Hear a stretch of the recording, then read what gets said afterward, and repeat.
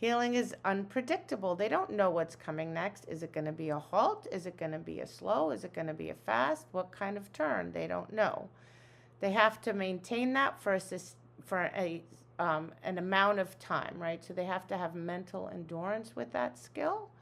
None of it is inherently reinforcing in any way, shape, or form unless we make it that way. So it's very important for us as trainers to manage our expectations. Where you feed your dog or where you deliver the toy matters, right? Because that's where your dog is going to go. So to me, this is super simple. People have a hard time feeding the dog in position. I'm not sure why. It's not a judgment call. It's just an observation.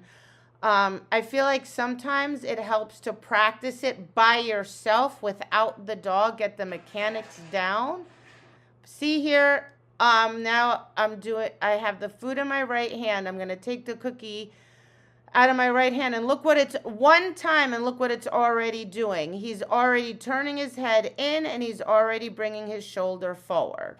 I do not have a problem with mistakes. Okay, I believe strongly that they are necessary and they are part of the learning process. But the question is, how many? All right, I challenge everyone to literally count how many errors your dog is making in your training session. Write it down. Have your phone and put it in your phone or something, because guess what? I guarantee you more than likely your dog is making way more errors than you think you are. I count them. If my dog makes one mistake, no big deal. Give the dog information. Let's try again. All right, my dog makes 2 errors in a row. Guess what? It does not understand.